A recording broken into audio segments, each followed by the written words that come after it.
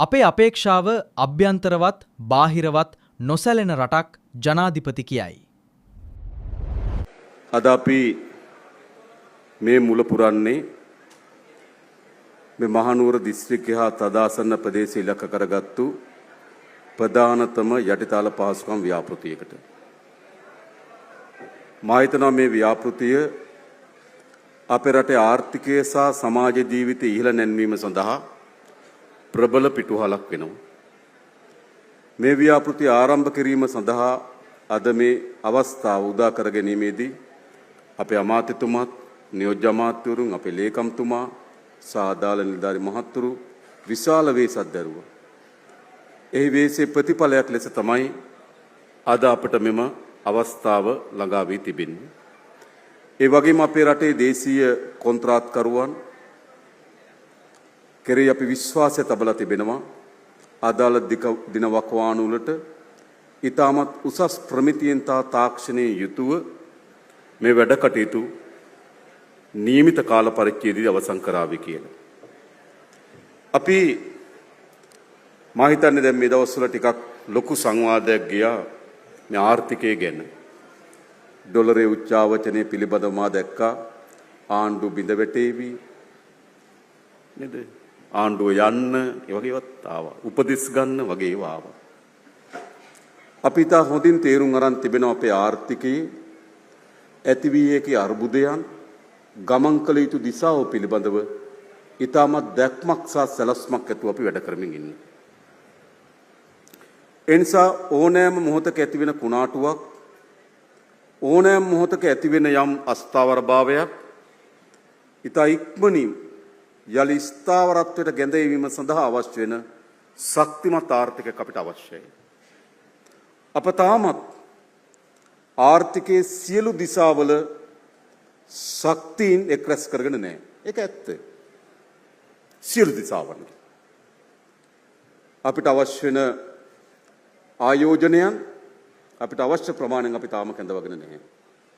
අපිට ඇති වී තිබෙන ලෝකයේ අලුත් තාක්ෂණය අවශ්‍ය ප්‍රමාණයෙන් අපි කැඳවගෙන නැහැ. අපිට ලෝකයේ අලුත් තාක්ෂණයත් එක්ක වැඩ කටයුතු කරන්න පුළුවන් අත්දැකීම් දැනුම තියෙන પરම්පරාවක් අපි තාම අවශ්‍ය ප්‍රමාණයෙන් නිර්මාණය කරගෙන නැහැ. අපි අපිට අවශ්‍ය වෙන ලෝකයේ ඇති වී තිබෙන වෙළඳපොළ අත්පත් කර ගැනීම සඳහා අවශ්‍ය වෙන ආර්ථිකය තවමත් අපි අත්පත් කරන්නේ නැහැ. ඒ නිසා අපේ ආර්ථිකයේ සෑම අතින්ම ශක්තිමත් ආර්ථිකයක් නොවේ. ඒක පිළිගන්න. හැබැයි අපි අභියෝගයේ සහ අපේක්ෂාව මොකක්ද? ඕනෑම කුණාටුවකට ඕනෑම අර්බුදයකට මුහුණ දෙමින් නොසැලී සිටින ආර්ථිකයක් ගොඩනැන්වීම තමයි අපේ ආණ්ඩුවේ අපේක්ෂාව. නොසැලී සිටින ආර්ථිකය. සැලකිත ප්‍රමාණයකින් අපිට දේශීය වශයෙන් ඇති වෙන කම්පනයන් කුණාටුන් වලට අපේ ආර්ථිකයට මුහුණ දෙන්න පුළුවන්. සැලකිත ප්‍රමාණයකට. ඔබලා දන්නවා පෞගේ දිට්වා සුළු කුණාටුව ගත්තොත් අපේ රටේ ඛේදවාචකයක් ලෙස ගත්තොත් විශාලතම ඛේදවාචකයේ සුනාමි. හැබැයි අපිට ආර්ථික වශයෙන් වැඩිම බලපෑම කරේ මොකද්ද කියලා බැලුවොත් දිට්වා කුණාටුව. ආසන්න වශයෙන් අපේ ජාතික නිෂ්පාදනයේ 3% ආසන්න බලපෑමක් ඇති කරලා තිබුණා මේ දිට්වා කුණාටුව. ඒක අභ්‍යන්තර කම්පනයක්. ඒතර අපි අපේක්ෂා කරාටත් වඩා වැඩි වේගයෙන් සහ ක්‍රමවත්ව ඒට අපි මුහුණ දීලා තිබෙනවා. අපිට හැකියාව ලැබුණා ඒ සඳහා මහා භාණ්ඩාගාරයෙන් කෝටි 50000ක් වින් කරන්න. ලංකාවේ ව්‍යසනයකදී ඒ ව්‍යසනයෙන් එහි ආර්ථිකයත් එහි ජන ජීවිතයත් නැවත ගොඩනැන්වීම සඳහා සහ යටිතල පහසුකම් නැවත ඇති කිරීම සඳහා වැඩියම වෙන් කරන ලද මුදල කෝටි 50000ක්. එයි අපි දේශීය වශයෙන් ඇති වෙන කම්පනයන්ට ඔරොත්තු දෙන්න පුළුවන් ආර්ථිකයක් හදලා තිබෙනවා. හැබැයි අපි ශක්තිමත් සහ ස්ථාවර ආර්ථිකයක් බවට පත් වෙන්නේ අපි දේශීය වශයෙන් ඇති වෙන කම්පනයන් පමණක් නොවේ. අපිට ජාත්‍යන්තර වශයෙන් ඇති වෙන කම්පනයන්ටත් අපි ඔරොත්තු දෙන මට්ටමකට අපේ ආර්ථිකය ගෙන යන්න ඕන. සාමාන්‍යයෙන් ඉස්සර කියමනක් තිබුණා මහා බලවත් රාජ්‍යයන්ට නිකන් හෙම්බිරිස්සාවක් හැදුනොත් අපිට නියුමෝනියාව හැදෙනවා කියලා. එන බලවත් රාජ්‍යයක ඇති වෙන මහා ආර්ථික අර්බුදයක් අපිට විශාල ව්‍යසනයක් ගෙනත් දෙනවා කියලා. ඒ කියන්නේ මොකද්ද? බාහිර කම්පනය. අපෙන් තොරව ඇති වෙන කම්පනයන් ඕන මොහොතකට ඇති විය හැකියි. එවැනි කම්පනයන්ට අපි ඔරොත්තු දීම සඳහා මේ ආර්ථිකය ගෙන යන්නේ කොහොමද? ඒක තමයි වැදගත්ම දේ. මම ඔබට කිව්වොත් අපි දේශීය ආර්ථික දර්ශකවල වැදගත්ම සාධක විශාල ප්‍රමාණයක් අද අපි ඉටු කරලා තිබෙනවා. වැදගත් සාධක. ඊට වැදගත් සාධකයක් තමයි අපේ අයවැය හිගය. අපිට රජයට ලැබෙන ආදායම සහ වියදම අතර තියෙන පරතරය. ඒක දිගු කාලයක් තිස්සේ උත්සාහයක් තිබුණා 5% සීමාවේ මේ අයවැය හිගය පවත්වා ගැනීම තමයි සංවර්ධනය වන රටක ප්‍රශස්ත මට්ටම කියලා 5% සීමාව කරඳව ගන්න ඕනේ. 1957 ඉඳන් මේ සීමාව ආරක්ෂා කර ගැනීම සඳහා ප්‍රයත්න දරුවා. නමුත් මොකද වුනේ? සමහර වසරවල අපේ අයවැය හිගය 10.8ට ගියා. 8 ඉක්මවා ගියා. 5ට ආසන්නටත් ළඟා වෙන්න බැරි වුණා. හැබැයි ඔබට කියන්න කැමතියි 1957න් පස්සේ ලංකා ඉතිහාසයේ අඩුම අයවැය හිගය 2.3ක් අපි පහුගිය වසරේ වාර්තා කරා. ඒක ආර්ථිකයේ වැදගත් ප්‍රශස්ත දත්තයක්. ඊළඟ ඉතා වැදගත් දත්තයක් තමයි රාජ්‍ය ආදායම. රාජ්‍යයට ආදායම උපයා ගන්න ඕන. රාජ්‍ය ආදායම ඉස්සමත් පහළ ලෙස කඩා වැටලා තිබුණා. 2022-23 ආර්ථික අර්බුදය එක පැත්තකින් රාජ්‍ය ආදායම අහිමි වීම විසින් තව සාධක විශාල ප්‍රමාණයක් තියෙන අතර ඒ ආර්ථික අර්බුදය ඒ මොහොතේ පුපුරා ගියේ. මොකද අනුගමනය කරමින් තිබුණු ආර්ථික ප්‍රතිපත්තීන් ඕනෑම මොහොතක එවැනි අර්බුදයක් මතුවීම ඉඩකඩ හදලා තිබුණා. නමුත් 22-23 එක පුපුරා ගියේ ඇයි? ඒක පුපුරා යන ප්‍රධාන හේතුව බඩපත් උනේ රාජ්‍ය ආදායම අහිමි වීම. රාජ්‍ය ආදායම 7.5ට අඩු වුණා. රාජ්‍ය ආදායම අඩු වුණාට පස්සේ මොකද සිදු වුනේ? රජයට වියදම් කිරීම සඳහා මුදල් සම්පාදනය කරගන්න බැරි වුණා. ඒ මුදල් සම්පාදනය කර ගැනීමෙන් බැඳුම් කර සහ භාණ්ඩාගාර බිල්පත් නිකුත් කරන්න සිද්ධ වුණා. ඒ බැඳුම් කර සහ භාණ්ඩාගාර බිල්පත් වැඩි ප්‍රමාණයක් මහ බැංකුව මිලදී ගන්න සිද්ධ වුණා. මහ බැංකුව මිලදී ගන්නවා කියන්නේ වෙනද පොළට වැඩියෙන් මුදල් නිකුත් කරන්න සිද්ධ වුණා. විශාල මුදල් සංසරණයක් සමාජයේ සිසාරා ගලාගෙන යන්න පටන් ගත්තා. අවසන් ප්‍රතිඵලය වුණේ උද්දමනයේ සිට 70ට 75ට ගමන් කරා. මිනිස්සුන්ගේ ජීවත් වෙන්න බැරි අර්බුදයක් නිර්මාණය වෙන තැනට රාජ්‍ය ආදායම අහිමි වීම විසින් ඇති කරලද ප්‍රතිවිපාක වලට අපි මුහුණ දුන්නා. හැබැයි අප මොකද කොට තිබෙන්නේ? අප බලය ගන්නකොටත් අපි ජාත්‍යන්තර මූල්‍ය ආරමුදලත් එක්ක විස්තීර්ණ ණය වැඩසටහනක ඉන්නවා. ඒ හිතාමත් අපි එකඟ වෙන ඉතාමත් හොඳ ආර්ථික පාරාමිතින් කීපයක් අපිට හඳුන්වා දී තියෙනවා. මෙන්න මේ ආකාරයට අපේ ආර්ථිකයේ පාරාමිතින් ඇතුළේ තියාගන්න ඕන කියලා. එහි එක පාරාමිතිය තමයි රාජ්‍ය ආදායම ජාතික නිෂ්පාදනයේ ප්‍රතිශතයක් හැටියට 15.3කට ගේන්න ඕන කියලා. ඒක 2025 සඳහා අයවැය ලේඛනය සකස් කරනකොට ඒක දුෂ්කර කාර්යයක් වගේ පෙනුණා. කොහොමද අපි ආදායම 15.3ට ගේන්නේ? ජාත්‍යන්තර මූල්‍ය ආරමුදලත් එක්ක අපේ උපදේශක දුමින්ද මහත්මයා ඉන්න මෙතන තුම දීර්ඝ සාකච්ඡාවන් කර අවස්ථා ගණනාවකදී. ඔවුන් හැම විටම අපි කරන කුඩා බදු සංශෝධනය මේ 15.3ට ළඟා වෙන්න බැහැ කියලා අපිට තර්ක කරන්න පටන් ගත්තා. ඒ අසීරුතුම ඉලක්කයක් කියලා කිව්වා. නමුත් වසර අවසන් වෙනකොට අපේ ජාතික ආදායම දශක 3කට පස්සේ 16.7ට ගිරිච්චා භාණ්ඩාගාරයේ ආදායම. ඒක වැදගත් දත්තයක්. භාණ්ඩාගාරයේ ධනෙ 22-23 කාලේ 7.5ට අඩු වුණු එක 16.7 දක්වා අපේ ආදායම වර්ධනය කරගන්න අපි සමත් වුණා. ඒ හේතු කොටගෙනම අපිට භාණ්ඩාගාරයේ අතිරික්ත මුදල් ප්‍රමාණයක් එකතු වෙන්න පටන් ගත්තා. අතිරික්තයක්. සාමාන්‍යයෙන් ගත්තොත් 2022-23 කාලේ භාණ්ඩාගාර account එක ගිය OD එකකින් බැංකු වෛරාවකින් අපේ රාජ්‍ය බැංකු මුළුමනින්ම එක කස්ටමර් කෙනා හිටිය භාණ්ඩාගාරේ. රාජ්‍ය බැංකු දෙකේ අපේ භාණ්ඩාගාරේ ගිණුම් තියෙනවා. රාජ්‍ය බැංකු දෙකේ මුදල් ඕඩි කරලා තියෙන භාණ්ඩාගාරේ. භාණ්ඩාගාරයේ ඕඩි එක 2022-23 වසරවල ඕඩි එක තිබුණා කෝටි 80000. බිලියන 800ක ඕඩි එකක් තිබුණා. ඒකට භාණ්ඩාගාරේ සල්ලි නැහැ. භාණ්ඩාගාරයේ තියෙන විශ්වාසය මත බැංකුව වියදම් කරලා. ඒ නිසා මොකද්ද සිද්ධ වුනේ? බැංකුව වලට වෙන අපේ පෞද්ගලික අංශයට ව්‍යාපාරිකයන්ට ණය දෙන්න වෙහෙසෙන්න ඕනේ නැහැ. හොඳ ණය ගන්න ගැනුම්කරුවෙක් ඉන්න ආණ්ඩුව. එක කස්ටමර් කෙනයි. පොළු තියන්නේ නැහැ ආණ්ඩුව ගෙවන්න එපා. මොකද්ද උනේ? මුළු මූල්‍ය වෙළඳපොළ ඇකිලෙන්න පටන් ගත්තා. හැබැයි අපිට පුළුවන්කම ලැබුණ මොකක්ද?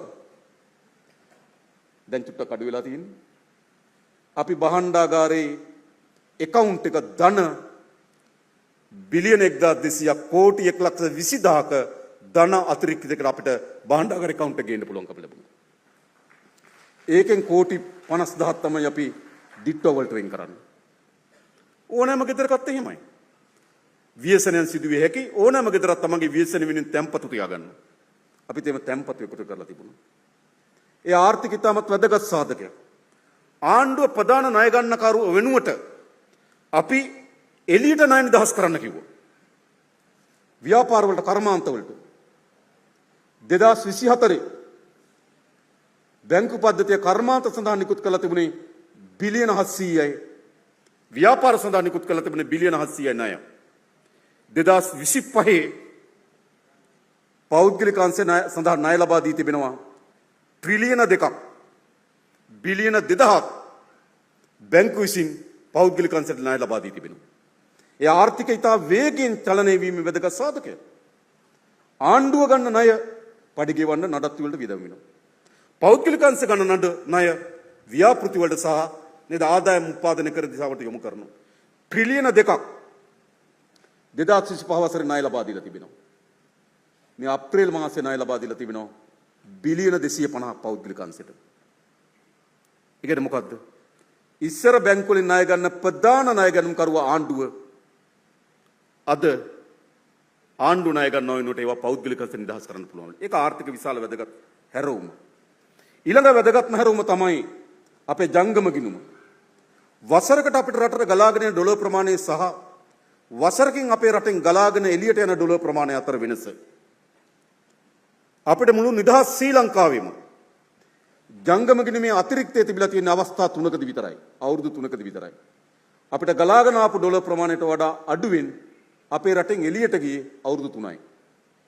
ඒ අවුරුදු 3ත් ඩොලර් මිලියන 300ට වඩා අඩු අතිරික්තයක් තමයි අපිට තිබුණේ. 2025 වසරේ අපේ ජංගම ගිණුමේ අතිරික්තය ශේෂය ධන ශේෂය ඩොලර් මිලියන 1700යි.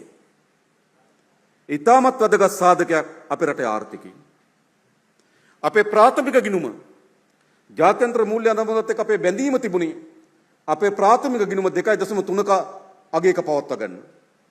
හැබැයි අපේ ප්‍රාථමික ගිණුම අතිරික්තයේ 2025 වසරේ 5.4යි. ඒ කියන්නේ ආණ්ඩුවට ලැබෙන ආදායම පොලි ගෙවීම අත්තරල වියදම් එක ගණනය කරොත් 5.4ක අතිරික්තයක් අපිට තියෙනවා. ඒ කියන්නේ රුපියල් ලෙස ගත්තොත් අපි ආර්ථිකය ශක්තිමත් කරලා තිබෙනවා. අපි 2026 වසරට අපි අපේක්ෂා කරනවා ට්‍රිලියන 2ක ප්‍රාග්ධන වියදම් වෙන් කරන්න. ට්‍රිලියන 2ක්. අපි එනකොට 1300ක වගේ තමයි තිබුණේ ප්‍රාග්ධන වියදම්. අපි 2027 වෙනකොට ට්‍රිලියන 2ක ප්‍රාග්ධන වියදම් වෙන් කිරීම සඳහා සැලසුමක් හදලා තිබෙනවා. දැන් ගත්තොත් මේ අධිවේගී මාර්ගයට බිලියන 112ක් යනවා අවුරුදු 3කට. ඒතර ආසන්න වශයෙන් ගත්තොත් අපි බිලියන 35ක් වසරකට වෙන් කළ යුතු තිබෙනවා. ආසන්න වශයෙන්. ඒතර බිලියන 2000ක් තියෙනවා අපි ගාව. ඒ නිසා තමයි අපි කිව්වේ කුරුණෑගල දඹුල්ල පාරත් පටන් ගන්න බිලියන 120ක් කිව්වා දඹුල්ල ගලේවල දක්වා. ඒකටත් අපිට මුදල් වෙන් කරන්න පුළුවන්. එනවා අපේ රේල්වේ ඉලෙක්ට්‍රිසිටි කරන්න පටන් ගන්න. ඒකටත් අපි මුදල් වෙන් කරන්න. ඒක රුපියල් වලින් අපිට වියදම් කළ හැකියි. හැබැයි අපි මුහුණ දෙන අභියෝග දෙකක් තිබෙනවා. ප්‍රධාන දෙකක්. එක අපි මේ වෙන් කරන ලබ මුදල් ඒ නිසි කාලයේදී වියදම් කිරීමට අසමත් වීමේ ප්‍රශ්නය.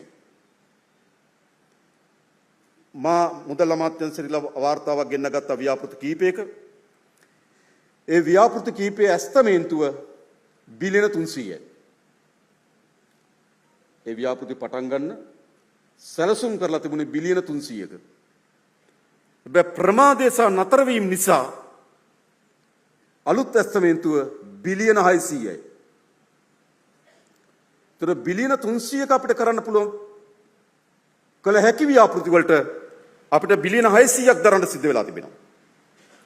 ඒ නිසා මේ ප්‍රමාදයේ හැම විටම ගාස්තුවක්.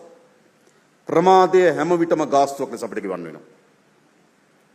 ඒ නිසා මම විශේෂයෙන්ම අපේ කොන්ත්‍රාත්කරුවන් ඉල්ලා සිටින්නේ ඔබ තීරණය කළා තිබුණ අවුරුදු 3කින් මේක නිමා කළ යුතුමයි. ඇයි? ප්‍රමාදයේ ගාස්තුව බවට පත් වෙලා බිලියන 300ක වැඩ වෙනුවෙන් බිලියන 600ක් වෙන් කරන්න සිදුවීම මේ රටේ පුරවැසියන් වගේ කියන්න ඕනේ. පුරවැසියන් තමන්ට හැකි ප්‍රමාණයෙන් බදු මුදල් ලබා දීලා තිනවා. භාණ්ඩාගාරයට සල්ලි ඇවිල්ලා තිබෙනවා. බිලියන 300ක් වෙන් කරලා තිබෙනවා. හැබැයි නිසි පරිදිවත් ඉටු කර ගැනීමට අසමත් වීම නිසා බිලියන 600ක් වැය වෙලා තියෙනවා. ඒක හොඳ දෙයක් නෙවෙයි. නිසා අපේ රාජ්‍ය නිලධාරීන් සියලු දෙනාට වගකීමක් තියෙනවා.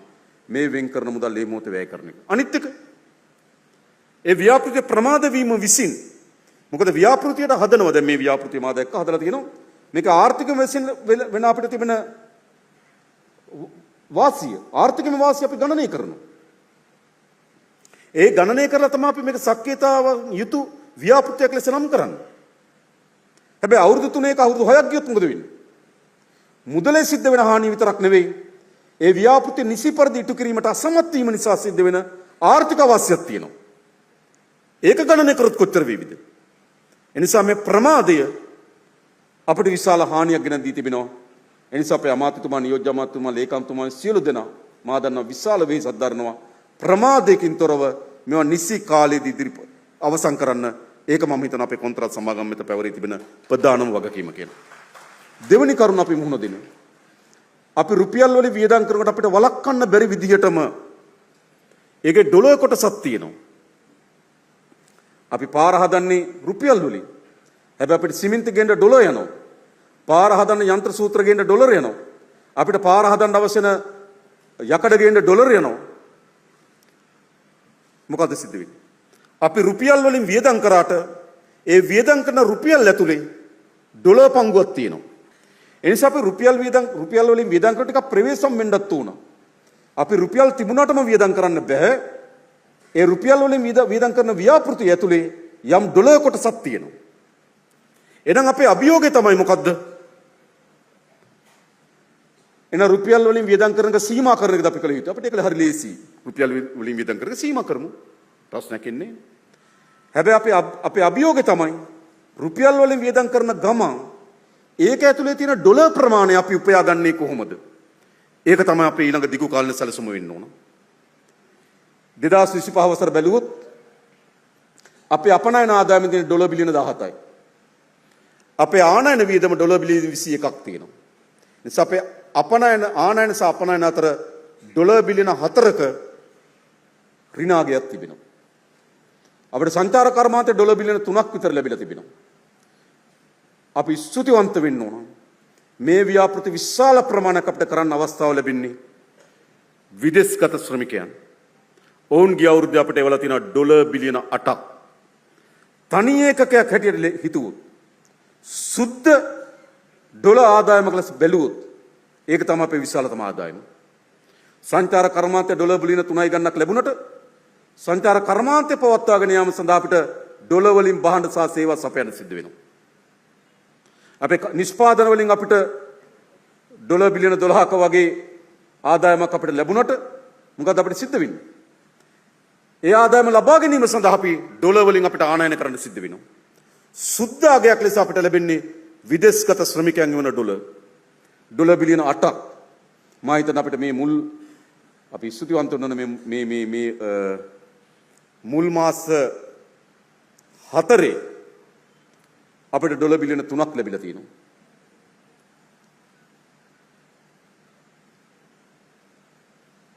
නමයකට කිට්ටු මුල් මාස 4 ඩොලර් බිලියන 3 අවුරුද්දටම 9ක් විතර ලැබෙනවා. ඒකට අපි අපේක්ෂා කරන ගිය අවුරුද්දට වඩා වැඩි. ඒක තමයි ප්‍රධානම අගය තිබෙන්නේ. ඒ නිසා අපි හැමදෙනාම ඩොලර් වලින් වියදම් කරනකොට කල්පනා කරන්න ඕන. මේ ඩොලර් අපිට එවලා තියෙන මැද පෙරදිග ඉතාමත් අසීරුවෙන් රැකියා කරන අය උපයාගත්තු ඩොලර් මේ. යුරෝපා රාජ්‍යවල ඉතාමත් අසීරුවෙන් රෙස්ටුරන්ට් වල අත් කහපාට වෙනකම් පිඟන් හොදලා එකතු කරලා එවන ඩොලර් මේ. එනිසා මම හිතන්නේ අපිට එහෙම ඩොලර් පුච්චන්න අයිතියක් නැහැ. අද අපේ ආර්ථිකයේ ඩොලර් එකේ වටිනාම කොටස ආරක්ෂා කරලා දීලා තින්නේ විදේශගත ශ්‍රමිකයන්. මතක තබා ගන්න. හැබැයි අපි රුපියල් වලින් වියදම් කරන මේතන දැන් මේ ඩොලර් ප්‍රශ්න අපිට මතුවීමේ අනතුරක් තිබෙනවා. ඒකට අපිට සැලසුමක් අවශ්‍යයි. අපි සැලසුම් කීපයක් පිළිබඳ අවධානය යොමු කරන්න ඕන. එකක් අපි ඍජු විදේශ ආයෝජන ගෙනා යුතුයි. අපිට ඉක්මනින් ශනිකව අවුරුද්දක් දෙකක් ඇතුළත අපි ඍජු විදේශ ආයෝජන විශාල ප්‍රමාණයක් ඩොලර් වලින් අපි ගෙනෙන්න සැලසුමක් හදන්න ඕන. ඒ සඳහා විශාල බාධාවන් තිබෙනවා. එකක් මම කියන්න කැමතියි. අපේ රාජ්‍ය යාන්ත්‍රණයම තිබෙන අබල දුබලතාවයකට හේතු වෙලා තිබෙනවා. අපි දන්නවා සමහර ව්‍යාපෘති වලට ඇති වී තිබෙන ප්‍රශ්න. සමහර විට අපිට ඉඩම් නිදහස් කර ගැනීම සඳහා තිබෙන යාන්ත්‍රණයම අපිට බාධාවන් ඇති කරලා තිබෙනවා. ඒ නිසා අපි සියලු දෙනාගෙන් ඉල්ලා සිටින්නේ විදේශ ඍජු ආයෝජන අපිට අවශ්‍යයි. අපිට අර රුපියල් වලින් වියදම් කරනකොට අවශ්‍ය වෙන ඩොලර් ප්‍රමාණය අපි උපයා ගන්න වෙන්නේ එහෙම. අන්න ඒ සඳහා අවශ්‍ය වෙන බාධාවන් ඉවත් කිරීම සඳහා අපි අවධානය යොමු කරලා තිබෙනවා. ඒ වගේම ආයෝජකයන්ට ආයෝජන ආරක්ෂණ පනතක් අපි පාර්ලිමේන්තුවේ ඉතා ඉක්මනින්ම සම්මත කරන්න සැලසුම් කරලා තිබෙනවා. ඒ වගේම ආයෝජකයන්ට තමන්ගේ සියලු කාර්යයන් කර ගැනීම සඳහා තනි කවුලුවක් නිර්මාණය කරන්න අපි අපේක්ෂා කරනවා. අපිට අවශ්‍යයි ඍජු විදේශ ආයෝජන අවශ්‍යයි ශනිකව අපිට වෙන කලාපයක ඇති වන අර්බුදයකට උනත් මුහුණ දෙන්න පුළුවන් මට්ටමේ ආර්ථිකයක් හදාගන්න එක. දෙක අපි අපේ අපනයනවල දිරිගැන්වීමක් අපිට අවශ්‍යයි දැන්. දිරිගැන්වීමක් අපි කළ යුතු තිබෙනවා. විශේෂයෙන්ම අපේ අපනයන වලින් 25ක් තියෙන්නේ එක්සත් ජනපදයේ කේන්ද්‍ර කරගෙන. අපි තවත් රටවල් ගණනාවක අපේ අපනයන විවිධාංගීකරණයකට යන්න ඕන. රටවල් වල විවිධාංගීකරණයකටත් යන්න ඕන. භාණ්ඩ වල විවිධාංගීකරණයකටත් අපි යන්න ඕන. ඒ නිසා අපි එකක් අපේ අපනයන පංගුව වැඩි කර ගැනීම. දෙක අපි කල්පනා කරන්න ඕනකම තිබෙනවා අපේ ආනයන ආදේශක කර්මාන්තවලට අපි දිරි දෙන්න ඕන. හැබැයි දිරි දෙනවා කියන්නේ දීර්ඝ කාලයක් වහලා තියෙන එක නෙමෙයි. ඒගොල්ලෝ තාක්ෂණයත් එක්ක බද්ධ වෙලා ජාත්‍යන්තර මට්ටමට එන්න ඕන. හැබැයි සමහර අය කල්පනා කරනවා හැමදාමත් වහලා තබා ගැනීම තමයි ඒ කර්මාන්තය ආරක්ෂාව කියලා. වහලා තබා ගැනීමම නෙවෙයි. තාක්ෂණය හරහා අලුත් කළමනාකාරීත්වය හරහා නිෂ්පාදන පිරිවැය අඩු කර ගැනීමෙන් ජාත්‍යන්තර මට්ටමේ තරඟ කරන්න පුළුවන් විදියට අපේ නිෂ්පාදකයන් ශක්තිමත් කරන්න ඕන. එහෙම නැතුව මේ මිලියන 22කට කර්මාන්ත කරලා වැඩක් නෑ. සාමාන්‍ය ගත්තොත් අපේ රටේ දවසකට වෙළඳපොළට බඩු ගන්න බඩු විකුණන්න දවසකට එන්නේ මිලියන 3.8යි. ලක්ෂ 38යි. ඉන්දියාව ආසන්න වශයෙන් ගත්තොත් ඉන්දියාව දවසකට වෙළඳපොළත් එක්ක සම්බන්ධ වෙනවා මිලියන 400ක්. අපි කොතනද ඉන්නේ? අපිට මේ මිලියන 3යි මේ ලක්ෂ 38කට මාකට් එකත් එක්ක තරඟ කරන්න අපේ කර්මාන්තකරුවෝ ඇති ඵලය කුමක්ද? අපි ඒවුන් ජාත්‍යන්තර මට්ටමට ගෙන යන්න නම් අපේ නිෂ්පාදන පිරිවෙල අඩු කරන්න ඕන, කාර්යක්ෂමතාවය ඇති කරන්න ඕනකම තිබෙනවා. ඒ පිළිබඳ අවශ්‍ය වෙන සහාය අපි ආණ්ඩුවකට ලබා දෙන්න සූදානම් කරනවා. ඒ අනුව අපි අපනයන ආදායම් වර්ධනය කර ගැනීමත් ආනයන ආදේශක භාණ්ඩ වලට අපි ප්‍රවිෂ්ඨ වීමත් අවශ්‍යකම තිබෙනවා. අපි ඉදිරියේ තිබෙන මේ ඩොලර් ප්‍රශ්නයට විසඳුමක් ලෙස. තුන්වෙනුව අපි දිගටම කතා කරලා තිබෙනවා. ලෝකේ තියෙන වෙළඳපොළවල් දෙකක්. එකක් භාණ්ඩ වෙළඳපොළ, දෙක ශ්‍රම වෙළඳපොළ. අපි කැමති වුණත් අකමැති වුණත් ලෝකේ ශ්‍රම වෙළඳපොළක් තිබෙනවා. හැබැයි අපි ලෝකේ අත්පත් කරන් තිබෙන්නේ ඊටමත් පහත් අඩිය ශ්‍රම වෙළඳපොළක්. අපි දියුණු තාක්ෂණයෙන් හෙබි ශ්‍රම වෙළඳපොළක් අත්පත් කරගත යුතුයි. අපේ විදේශගත ශ්‍රමිකයන්ගෙන් 3.5ක් වගේ තමයි වෘත්තීමය රැකියාවන් සඳහා පිටත්ව යන්නේ. 96කට ආසන්න ප්‍රමාණයක් පිටත්ව යන්නේ පුහුණු, නුපුහුණු, අර්ධ පුහුණු ගෘහ සේවිකා කියන රැකියාවන්ට. ඒ නිසා අපි ලෝකේ අත්පත් කරන්නේ දියුණු ශ්‍රම වෙළඳපොළෙන් පංගුවක් අත්පත් කරන්නේ. අපේ අධ්‍යාපනය මුළුමනින්ම අපි පරිවර්තන ලක් කරන්න සැලසුම් කළා තිබෙනවා. ලෝකේ දියුණුතම ශ්‍රම වෙළඳපොළෙන් පංගුවක් අපි අත්පත් කරගන්න ඕන. අපිට තිබෙන විශාලම සම්පත අපේ මානව සම්පත. නිසා අපි අධ්‍යාපනයේ විශාල පරිවර්තනයක් ඇති කරනවා.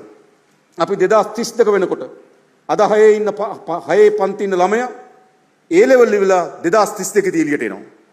2032 වෙනකොට අපි සැලසුම් කරලා තිබෙනවා වෘත්තීය විශ්වවිද්‍යාල 50ක් ආරම්භ කරන්න. දරුවන්ට පාරවල් දෙකක් තියෙනවා. තිබෙන රාජ්‍ය විශ්වවිද්‍යාල තියෙනවා අධ්‍යාපන ඥානයත් එක්ක ගැට ගැහුණු. මේ පැත්තේ තියෙනවා වෘත්තීමය රැකියාවන් එක ගැට ගැහුණු විශ්වවිද්‍යාල. 50ක් ආරම්භ කරනවා අපි 2032 වෙනකොට. අපි දියුණු ශ්‍රම සම්පතක් අත්පත් කරගන්න ඕන. අපිට අපි මොන විදියට කිව්වත් අපිට ඉතාමත් වාණිජ වටිනාකම් සහිත සම්පත් අපිට අඩුයි. අපිට තාම තෙල් නැහැ, අපිට ගෑස් නැහැ, අපිට රත්තරන් නිදි නැහැ, තුත්තනායක නිදි නැහැ, තඹ නිදි නැහැ. අපිට ප්‍රධානම සම්පත මේ මානව සම්පත. එනිසා අපි අධ්‍යාපන විශාල පරිවර්තනයක් ඇති කරනවා. මේ මානව සම්පත දියුණු කරලා ලෝකේ දියුණුතම ශ්‍රම වෙළඳපොළෙන් පංගුවක් අත්පත් කර ගැනීම අපේ අපේක්ෂාව. ඊළඟට විශේෂම ගත්තොත් අපේ කොන්ත්‍රාත්කරුවන් මා දන්නවුන්ට විශාල බාධාවන් තිබුණා ලංකාවෙන් එළියට ගිහිල්ලා කොන්ත්‍රාත් ලබා ගැනීම. අපි සමහර බාධාවන් මහ බැංකුවත් එක්ක කතා කරලා දැන් ඉවත් කරලා තිබෙනවා.